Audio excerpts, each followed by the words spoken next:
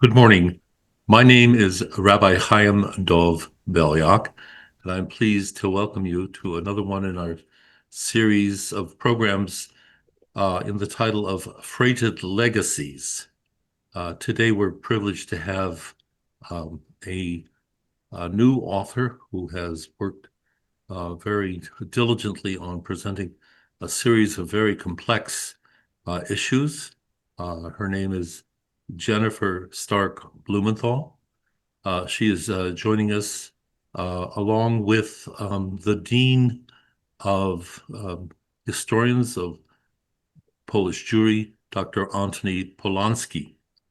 Um, Jennifer Stark-Blumenthal will speak for about 30 minutes to introduce us to this important book, an enormous achievement entitled Poles and Jews, A Call for Myth Reconstruction.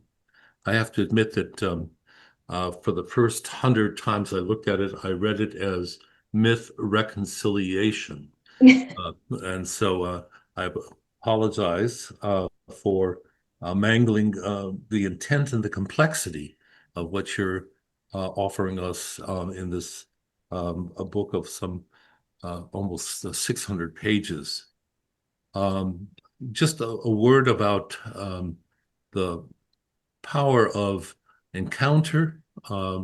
This work comes out of Jennifer Stark-Blumenthal's encounter with Polish musicians working in a Jewish summer camp, and has led her through speaking with, reading, and covering the enormous field of Polish-Jewish relations.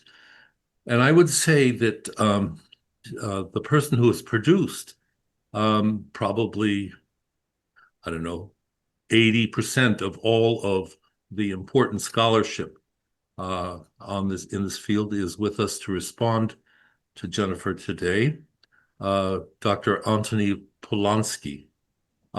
This hour would be taken up in full reciting the important books that he's written, the 3-volume study of the history of Jews of Poland, his own series that he has begun recently, annual study called Pauline Studies. And this is just to name a few of the very important works that Dr. Polonsky has written. Dr. Polonsky has been a part of our Freighted Legacy programs once before, and he will be responding to Jennifer Stark-Blumenthal's presentation. I want to call your attention to one housekeeping detail, and that is that at the bottom of your screen, you should find a globe, and you should mark that spot and choose either English or Polish, the language that you're most comfortable with. As usual and happily, we are joined by Dominika Zakarczewska, who is running the technical part of this presentation, and interpreters Marek Yusłowski and Marzyna Szymanska. And so at this point, Jennifer, I'd like to invite you to begin your presentation, and thank you for offering us this great opportunity to think carefully and with great compassion as well. Well, thank you, Rabbi Belyak, for your interest in my work and for inviting me here today. And I want to thank Dr. Polonsky for your many generous years of guidance. I'm going to share my screen. And let me just get to this. Okay. My book is a journey into the complexities of Polish-Jewish relations over the centuries. It's an attempt to break down stereotypes each group has of the other. And I do this by raising the fraught political, religious, and socioeconomic contexts In so doing, I offer a new approach to the other. Instead of a simple black and white understanding, I offer readers a wide range of grays. Now, given that we don't have the time to discuss the whole book today, what I'd like to do is to discuss how Jewish American identity embraces Jewish victimization. And within that, there is an anti-Polish bias. I would like to explain how I use the term myth and its relationship to history. And I will also explore how traditional group identities harden when the group feels threatened, meaning nationalism. So I began this journey as a Jewish woman who, like most American Jews in my generation, had embraced Jewish identity through the lens of victimhood. Now, unfortunately, there are a lot of examples of Jewish victimization, but here on our screen, we have 500 years of expulsions from Western European countries and Central European countries. In the middle, you see victims of pogroms. This is a photo from the 1903 Kishinev pogrom. And it is just representative of the many, many pogroms and their victims. And here you have the yellow star, which is representing the Holocaust. Now, I was a Holocaust major. And I also spent 5 postgraduate years at the Jewish Theological Seminary. And my experiences and consciousness revolved around the Jewish people, past and present.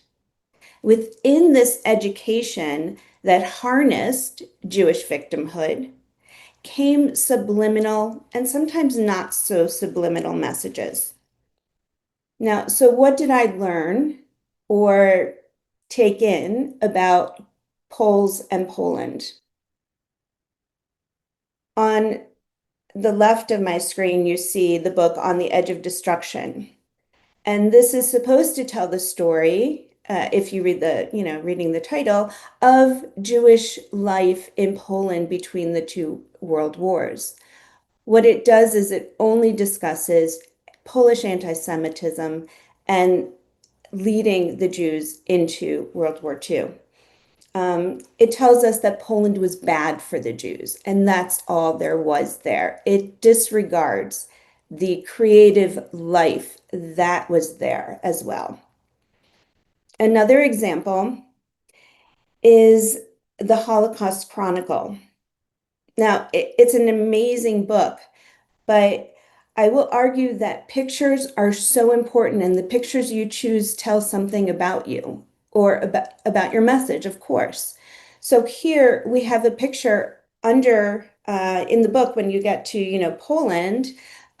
We have a picture showing a peasant woman, a peasant Christian woman carrying a Jewish woman to the Nazis. That's what this is depicting. Now, the words underneath that also describe that Poles also save Jews. But I would argue a picture is much more compelling and lasts much longer in our memory. So an anecdote to just explain again what I understood of Poland is my boyfriend back in the day, who's now my husband, uh, we really bonded over a shared desire to visit Poland.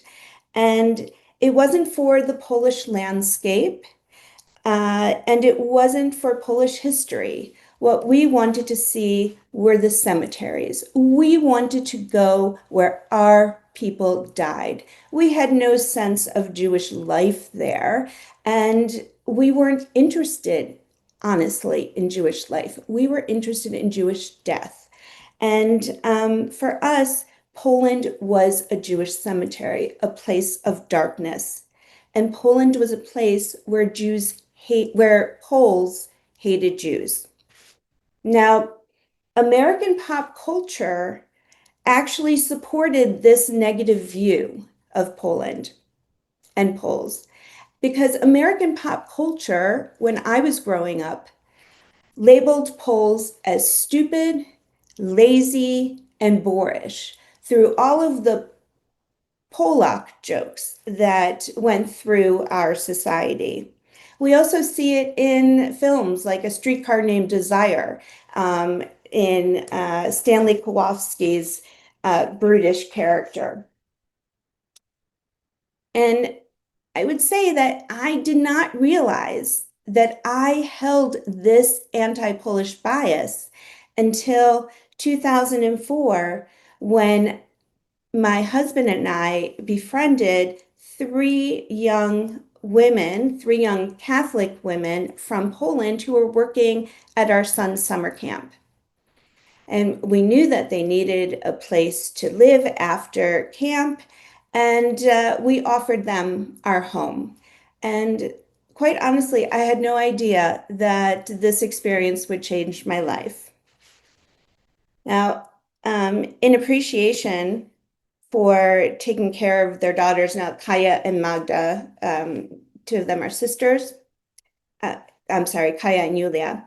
And so, in appreciation for taking care of their daughters, Przemek and Beata Maliszkiewicz invited Jeff and I to Poland, and they would take us around.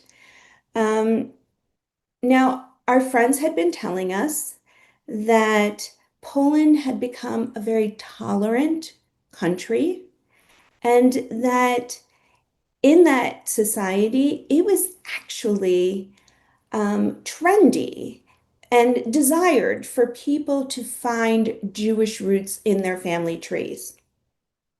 Now, I loved my friends, but I found this concept quite dubious. I found the whole concept that Jews even lived there dubious, let alone that it should be something positive. And I figured I'll find out for myself when I go to visit.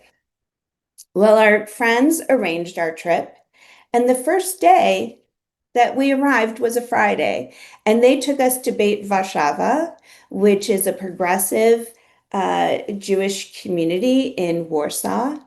And there we found Jewish life. And it astonished me how committed people seem to be to learning about their Jewish heritage and activating it, being present with it. Um, so I had been wrong about Jews living in Poland. I wondered, what about anti-Semitism? Well, when I met with Kaya and Yulia's father, Przemek, he and I are roughly the same age, of the same generation, so I thought, okay, we'll discuss this. So I said, Przemek, will you tell me about Polish anti-Semitism?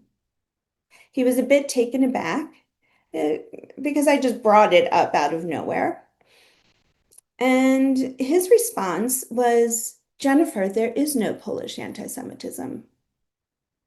Well, I knew enough that that was not correct from my point of view, and I started getting a bit heated internally.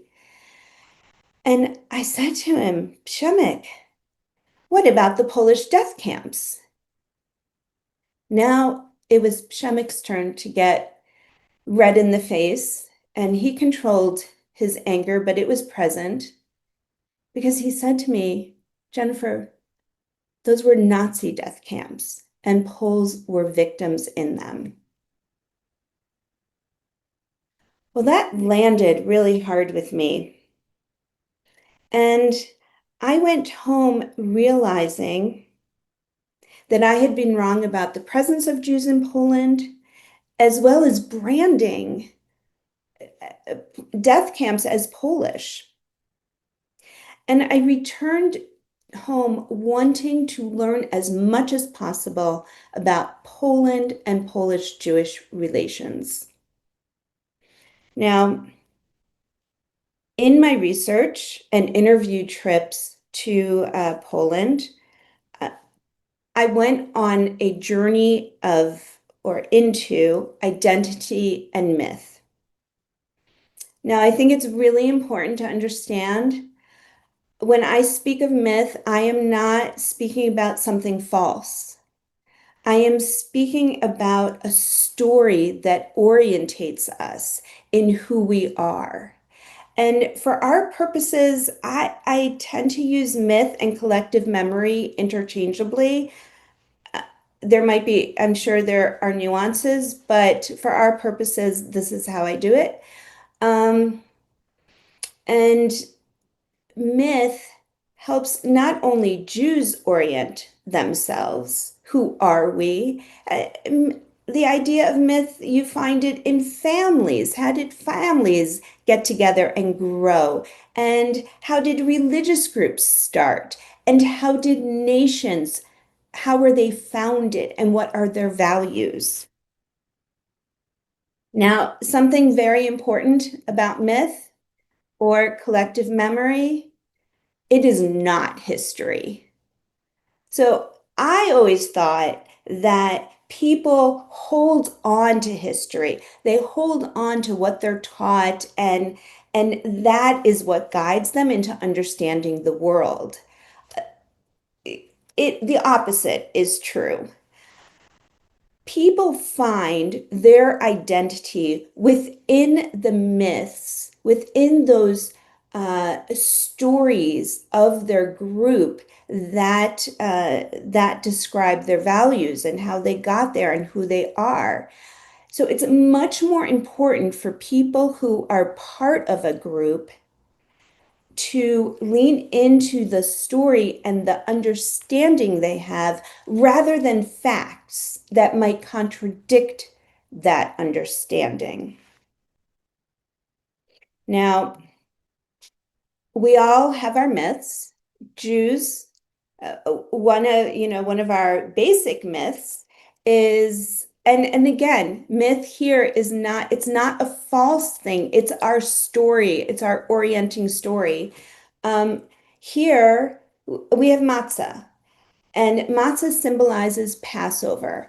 And for American Jews, Passover is the most observed Jewish holiday in the United States. Here we learn, excuse me, and we remember our core origin story. We were slaves, excuse me, and God set us free.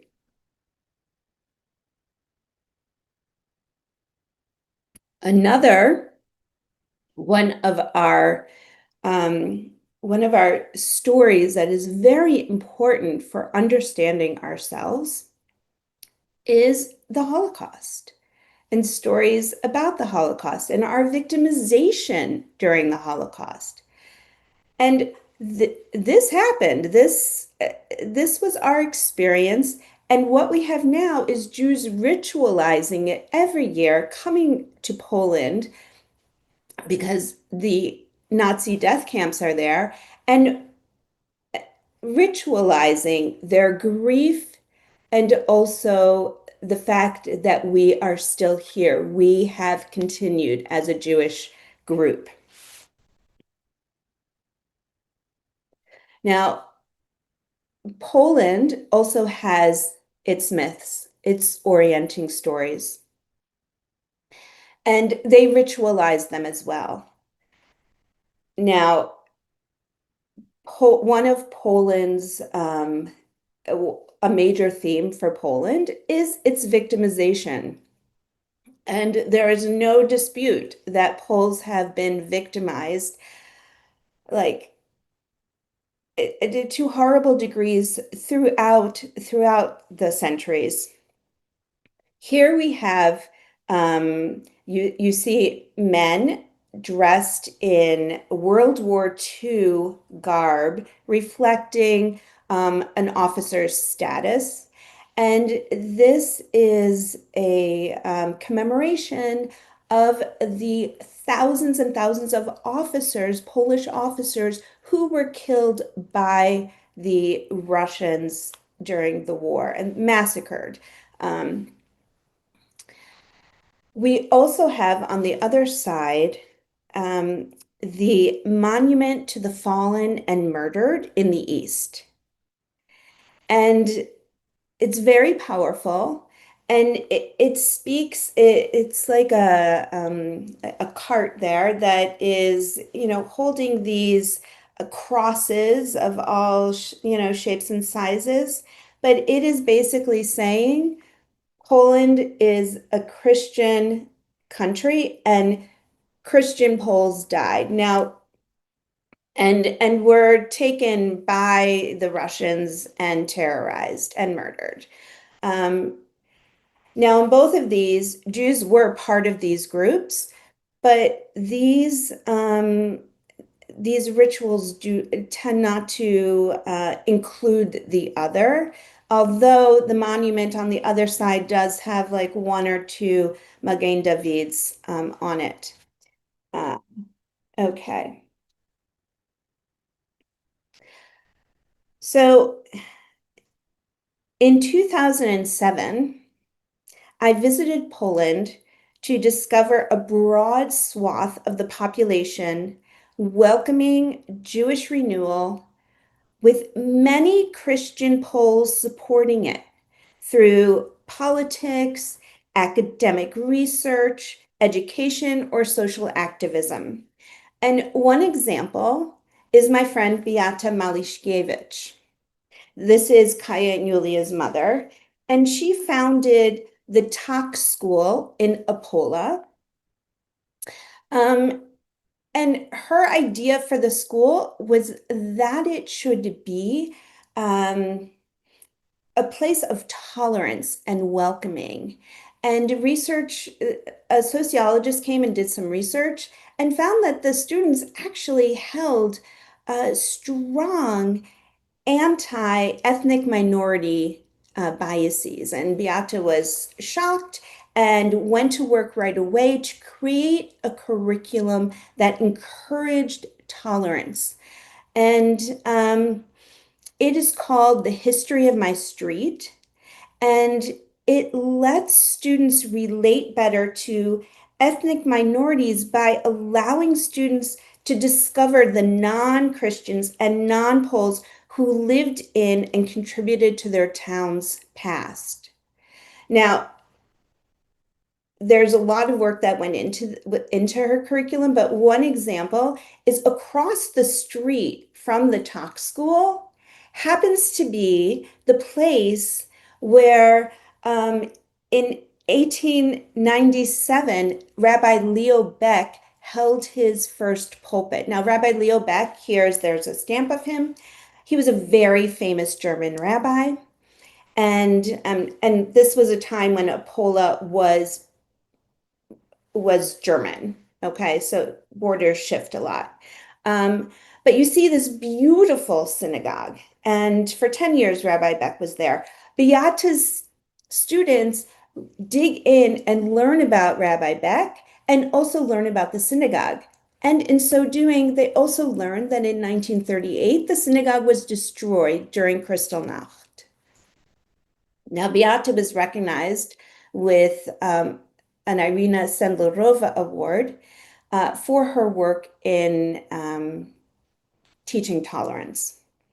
But despite her exceptional curriculum, few educators chose to teach about the large Jewish population that once inhabited Poland, or about Jews' experiences during the war. Now, I would say that what is the reason for this? It's because nationalism has emerged throughout the world, not only in Poland, but also in the United States. So first, we're going to take a look at nationalism in the United States, and then we'll go back to Poland. So in the United States, Donald Trump took office in 2016 on the promise of making America great again. And and here you have President Barack Obama, who Trump is in opposition to. Now, I would say that many of Donald Trump's policies rebelled against liberal America's commitment to learning about and acknowledging America's enslavement of Black people and white Christian terrorism of Blacks through Jim Crow laws. Since, and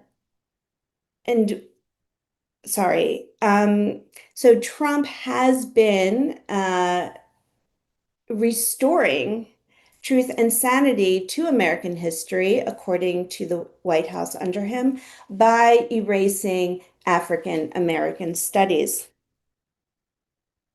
In 2015, Donald Trump, well, this is 2017, but Donald Trump's emergence allowed for Americans to be okay with hating again and to demean others again. And this clearly is a reference to the Charlottesville riot. Under Donald Trump, we've also seen a sharp rise, not only against Jews, but against Blacks, against Hispanics, immigrants, LGBTQ, Muslims. But this graph shows the sharp increase of anti-Semitic acts since Trump took office in 2016. Now, in Poland, there was a similar phenomenon. Poland had understood itself as the Christ of nations. It was the martyr. It was the martyr so others could live. And it was dealing with, after communism fell, it started dealing with the European Union and around 2007, I believe, and the liberalism that the European Union was espousing and wanted Poland to espouse. And Poland was also dealing with historians who were coming out with stories that showed an alternate or a different view of Poles. And here you see the book cover for Jan Gross's book entitled Neighbors. It came out in the year 2000, and it tells the story of Jedwabne's Polish population killing its Jewish population during World War II. Now, to its credit, Polish society debated this book and its revelations for years. But eventually, many Poles felt that the good name, and that's very important, that the good name of Poland was being destroyed. Now, in 2011, Jan Grabowski published his Hunt for the Jews, which also was in opposition to the concept of Poland's victimization. And it describes Poles helping the Nazis find Jews after ghetto liquidations. Jen, I'm going to just Go ahead. suggest you have another 5 minutes before we want to hear from Dr. Polonsky. Okay, I appreciate that. Okay, so in 2015, a large segment of Poles elected the Law and Justice Party, which also is peace, under the concept of making Poland proud again, bringing back the good name of Poland. Now, peace counters the reality of Polish collaborators by raising the number of Polish righteous. And It also has placed monuments to the Polish righteous in Jewish spaces for remembrance. So while these individuals are very important to remember, it's very odd and questionable that they should be in front of the Jewish Museum in Poland, so in Warsaw. So you have Irina Sendlerova Way is the name of the street that leads into the museum. You have a monument to Poles who saved Jews right before you step into the museum. And here, of course, Jan Karski. So Peace also brought up the so-called Holocaust law, making it, and this was in 2018, making it illegal to refer to Nazi death camps as Polish, and illegal to describe Poles as complicit in the Holocaust. There was an immense backlash, but you can see it was an effort to tamp down the challenge to the Polish myth of victimization and martyrdom. Okay, in conclusion, here we are. Both American Jews and Catholic Poles hold on to myths of identity that highlight their own group victimization by way of ignoring others' victimization. For traditional group continuation, we're taught to ignore history with all its complexities and grays and to lean into simple black and white stereotypes of the other. By doubling down on a national myth, we forego knowing who we have been. And by doubling down on a group's collective memory, we push others' experiences away to focus only on what we desire to see of ourselves. As an American Jew, meeting with Christian and Jewish Poles and listening to their stories has elevated my life experience. It has lit a passion in me to understand Poland's complex and difficult past and the relationships between Jewish and Christian Poles then and now. Thank you. Thank you, Jennifer. For a response, we're inviting Dr. Polonsky, who is the person who has been the authority behind a whole series that this book appears in. And in a little while, we'll have an opportunity for you to see where you can acquire the book at a discount as it comes out in paperback. But for right now, Dr. Polonsky, please, if we could invite you to respond, we appreciate very much your presence. Well, I'm very glad to be here. And I suppose I'm one of the people who considers myself to be both Polish and Jewish, although this is a rather complicated story. I'm very happy to be here also because Jennifer was my student at Brandeis, and it's one's students who really will ensure that we live on. And I'm very proud of the work that Jennifer has done and the way she's carried it forward. Harold Wilson, the Prime Minister of Great Britain, said a week is a long time in politics.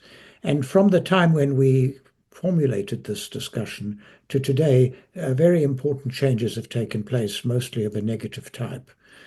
I think it's clear from what Jennifer said that Polish opinion, scholarly opinion, and opinion in the country as a whole, is divided on the rather complicated history of Poland in the last century, and in particular on Polish attitudes towards Jews, and that is insofar as Poles and Jews are separate groups, which is, of course, not always the case. But they're also divided on the difficult question of the strength of anti-Semitism in Poland and the attitude of Polish society towards the mass murder murder of the Jews of Poland and of much of Europe, which was carried out on Polish soil by the Nazis, but in which, as Jennifer pointed out, there is a complicated question of Polish participation and also of Polish attempts to rescue the Jews.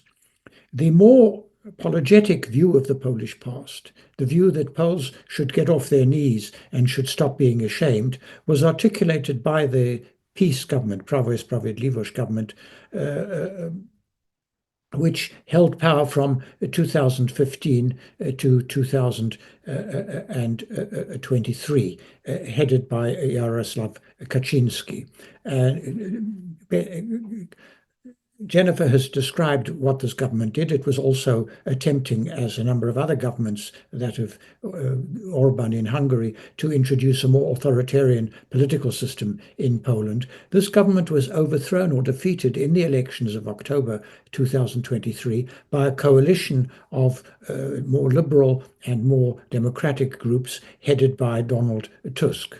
And this government tried to undo the attacks which the PiS government had undertaken on the judiciary, to strengthen the pluralistic voices within the national broadcasting system, and to adopt a more, in relation to the institutions of the state, to promote people who favored a more pluralistic and critical, self-critical view of the Polish Jewish past. The government seemed to be achieving a great deal, although many people criticized some of its actions. There were divisions within the coalition, but as we all know, on the 1st of June, there was a major shock in the second round of the presidential elections when the right-wing candidate, Karol Nawrocki, formerly head of the Museum of the History of the Second World War in Gdańsk, and subsequently of the Institute of National Memory, was elected by a narrow majority of around 350,000 votes. But this was much more than a small victory. This was a major change in the Polish political situation. And one has to ask, why did it happen? Well, in the first place, oppositions don't win elections, governments lose them. And the divisions within the government camp, the failure of Donald Tusk to participate on a large scale in the elections, the attempt on the part of the government candidate, Trzaskowski, to reach out to people on the right, which actually made a lot of sense, but antagonized his own supporters, played some role. But more important, I think, was the fact that there has been a rise of the far right in Poland. In the first round of these elections, the two far-right candidates, Sławomir Mencen and Grzegorz Braun, won nearly 20%, or over 20% of the vote. The more moderate of these candidates, Sławomir Mencen, but in some ways the more dangerous one, won nearly 15%, while Grzegorz Braun, who is an outspoken and unashamed anti-Semite, won over 6%. This was a change in opinion, and I think it related to the fatigue with the division in Polish society between the two major parties, the Platforma, the more liberal party headed by Donald Tusk, and the Prawo i Sprawiedliwość party of Jarosław Kaczyński. And many younger men, voted particularly for Mencen. Together, the two right-wing, far-right parties and Nawrocki won a majority of the votes in the first round of the election, and thus it was entirely predicted that Nawrocki would win even by a narrow majority in the second round, although he was in many ways a highly unsuitable candidate with a very dubious past, which I won't go into here. But there were some other factors which were responsible for this victory. The intervention of Donald Trump in this election, his own personal support and the support of his Vice President Vance for Nawrocki, the fact that the Foreign Relations Committee of the Senate criticized what they regarded as the foreign intervention in this election, that is, that some NGOs, which had important bases in Poland, supported Trzaskowski. And finally, the fact that Trump sent the head of the National Security Organization, Kirsty Noem, to Poland in the week before the election, openly to support Nawrocki. These are shameful acts by a shameful president. I am an American citizen, and I'm ashamed to be an American citizen today. These were important. I think finally, the conflict in Gaza, over which Poles are divided, there is strong support for Israel, but there's also criticism of Israel's action, helped Nawrocki because it undermined the belief that this is something which is important from a moral point of view. The clear need to come to terms with the negative side of the Polish past was undermined by these events. And the fact that Prime Minister Netanyahu seems to feel that his allies in Eastern Europe are the far right, the populists like Orban in Hungary, probably also didn't help Trzaskowski. Now, I'll just very briefly say why I'm very worried about the future. There's no doubt that this election will make the situation of the present more liberal government in Poland much more difficult. Nawrocki is a much more hardline person than his predecessor, President Duda, who had a Jewish wife and who in some ways was a fairly moderate individual. One of the demands which Sławomir Mencen made of the two leading candidates in the second round of the presidential election was that they should stop having a Chanukiah in the president's palace at Hanukkah.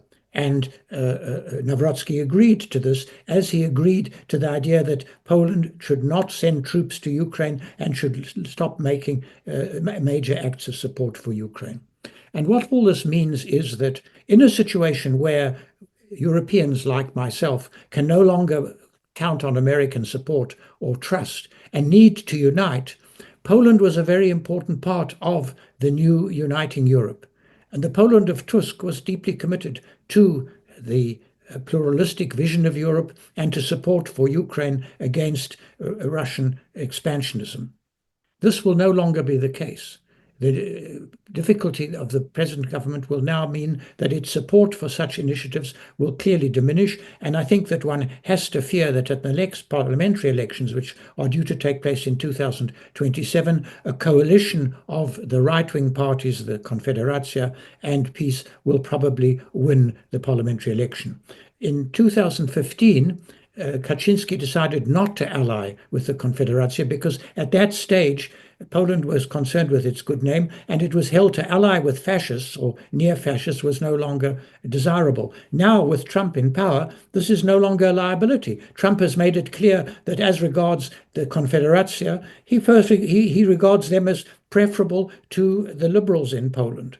So I think that we're likely to see a strengthening of the apologetic view of the Polish past and a much more hardline view on how this is going to be treated. And this will have important implications for institutions in Poland, where in many cases, as in the case of the Museum of the Warsaw Ghetto, new, more liberal people were put in charge. This was also true in the case of the Jewish Historical Institute and in the case of the Poland Museum, where the existing president remained in power. So I think that the need to argue for a pluralistic view of the Polish past and for the strengthening of democratic and pluralistic values remains stronger than ever.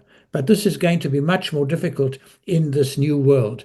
And here I'm tempted to conclude with citing an article which was written by Szymon Dubnow, one of the great Jewish historians, in 1939 for the Paris-based Yiddish Monthly. He said, "What should one do in Haman's times?" And he singled out two roots of the crisis with which the Jewish world was confronted.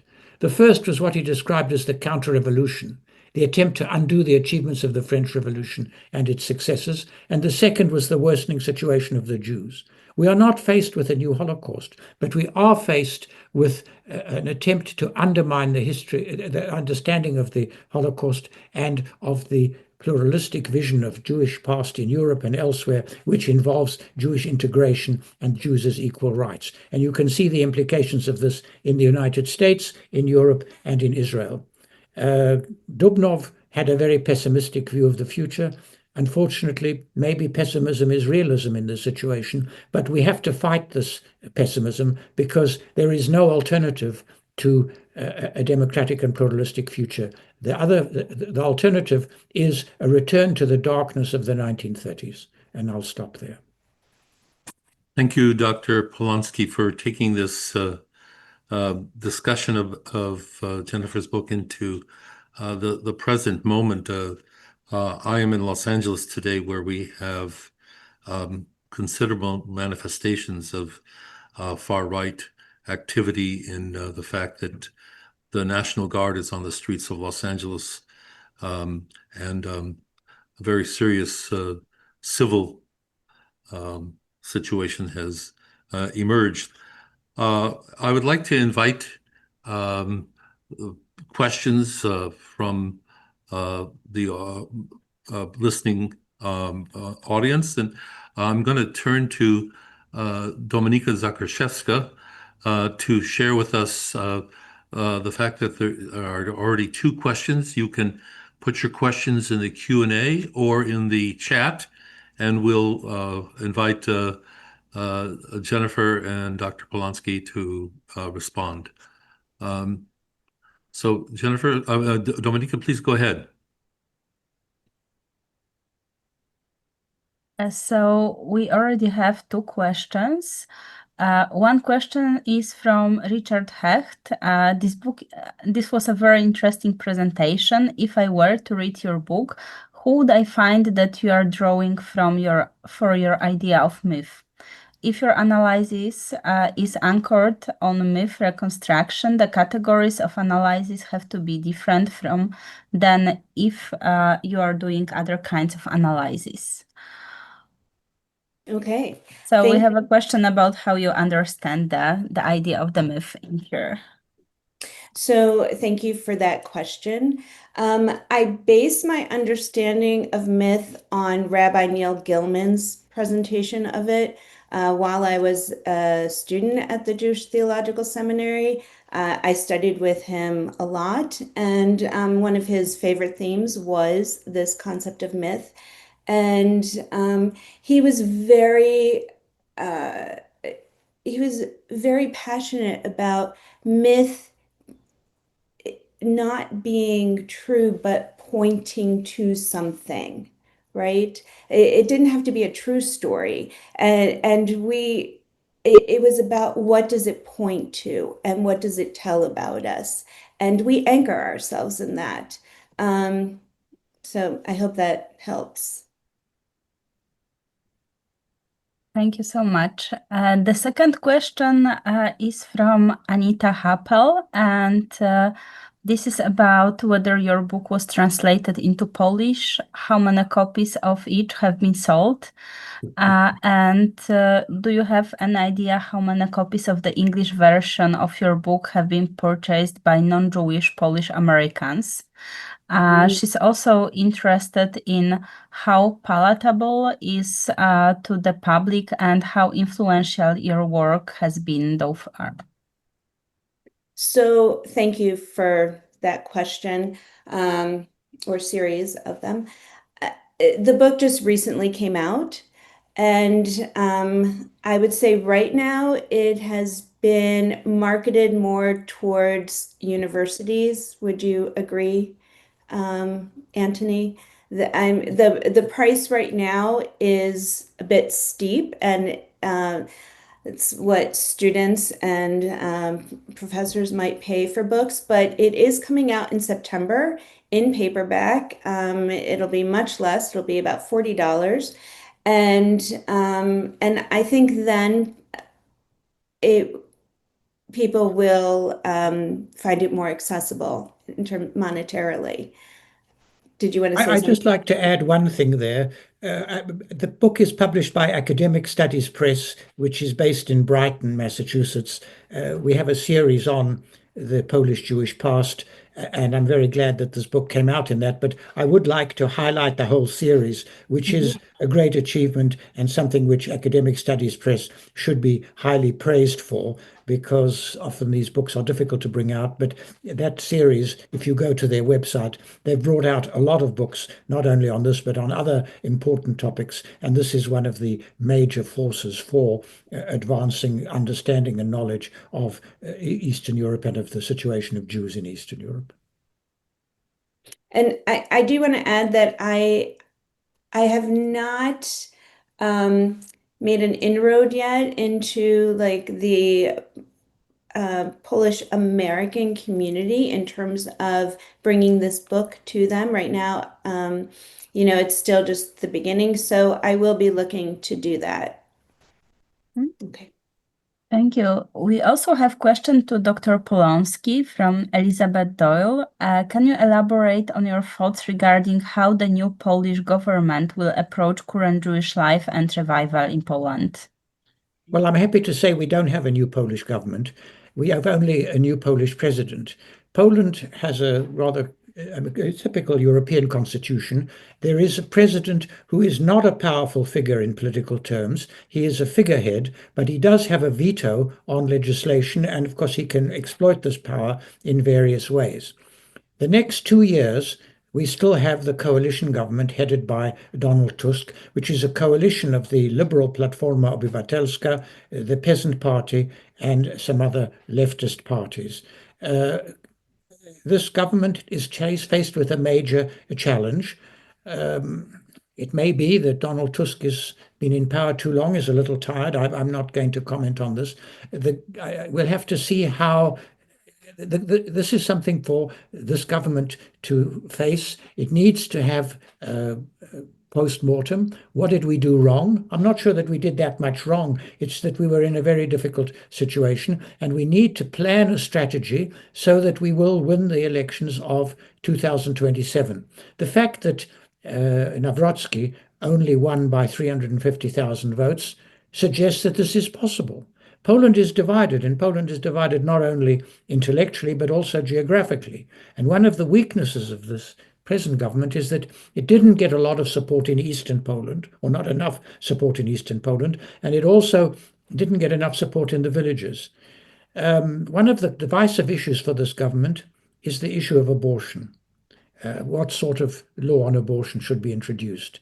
The government has steered away from this on the grounds that this will antagonize people on the right. I'm not sure that this is correct. I think that a bolder approach to this problem might have paid off better. But, I'm not a Polish politician, and I don't have to make these decisions. I wish Donald Tusk and Trzaskowski and all of the people around him, Hołownia, my friend Władysław Bartoszewski, who's Deputy Foreign Minister, Radek Sikorski, the Foreign Minister, I wish them every possible success in this very difficult task which they face. But they also need outside support. And I think that the position of the United States and Americans who are listening to this should make clear to the president, not that this will help, how dissatisfied they are with his interference in Polish politics, and an interference which supported the anti-Semites and the far right and the fascists in Poland. Unfortunately, these are the groups which he and Vance favor. Vance has made it clear that he hates us Europeans. That is to say, liberal and democratic Europeans, whom he sees as hostile to the sort of Europe which he wants, which is, unfortunately, the Europe of Nawrocki.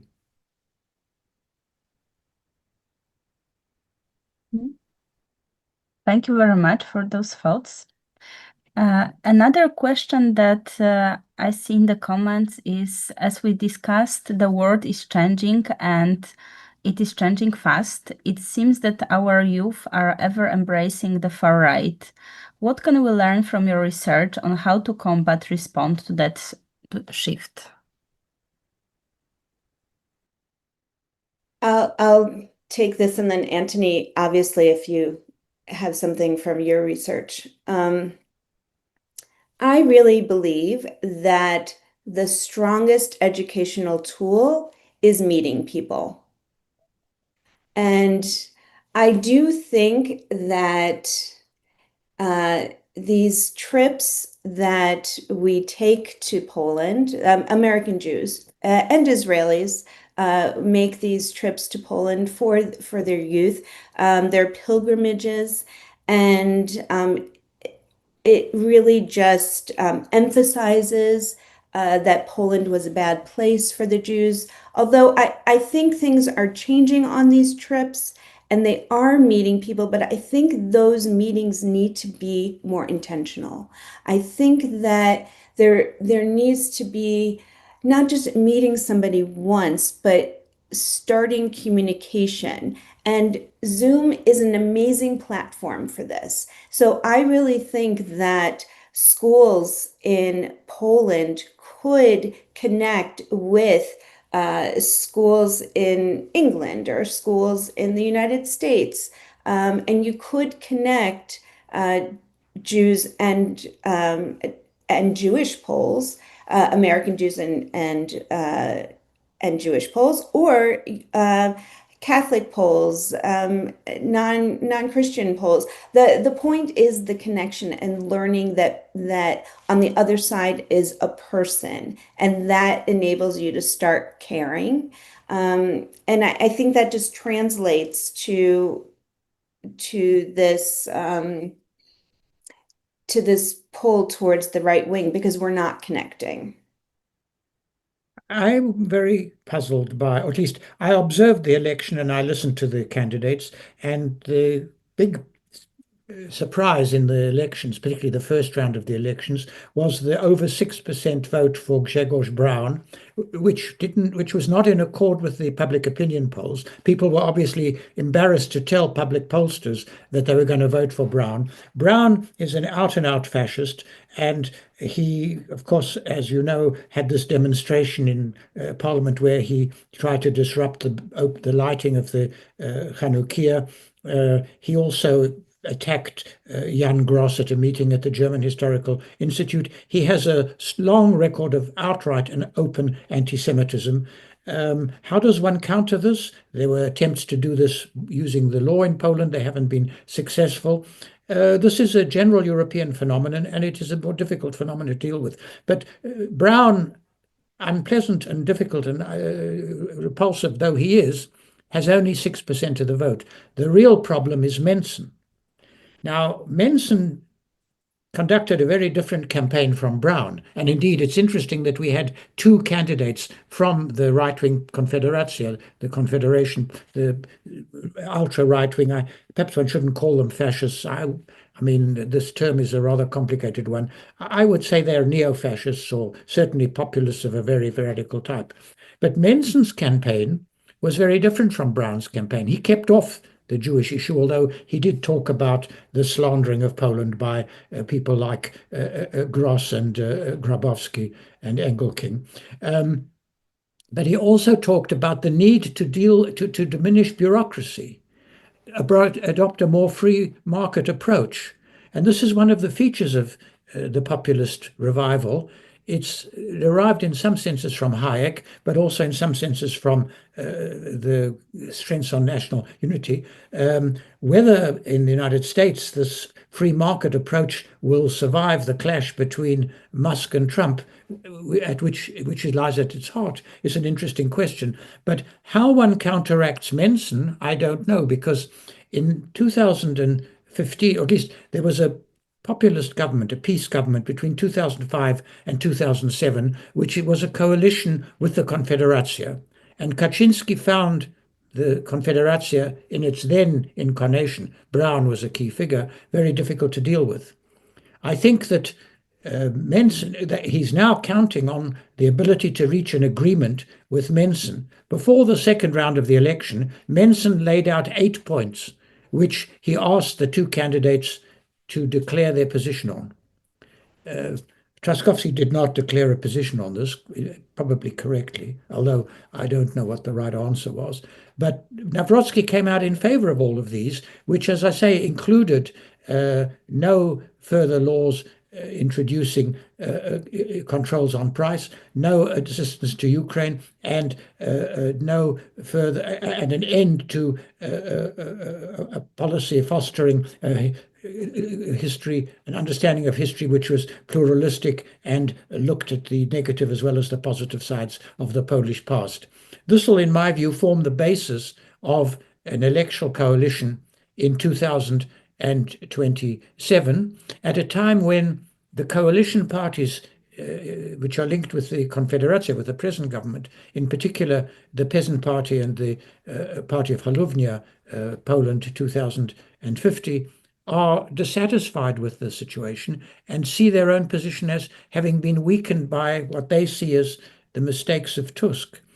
This is not a good picture. And I don't know how to counteract it. Dr. Polonsky, and thank you. This is a direction that you've taken our conversation that we will pursue in future freighted legacy conversations. We are unfortunately at the end of a very interesting hour. I want to first of all congratulate Jennifer on this book. And I invite people to be aware that there is now an opportunity to acquire the book, and we have a little slide, and we'll put that up on the website for people to see.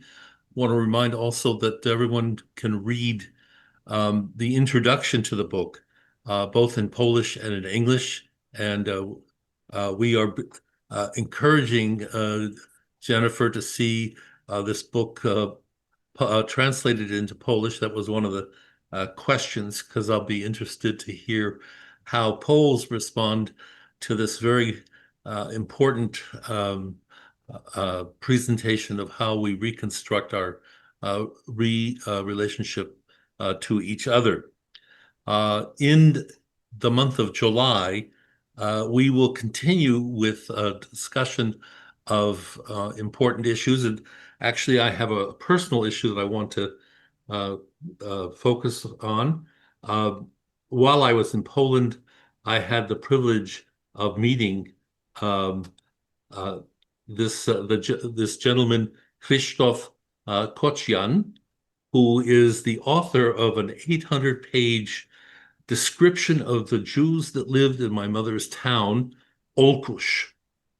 And it is a remarkable use of archive material, photographs, letters, and a profound description of the Jews that lived in the town, street by street, city by city, with biographical and communal information.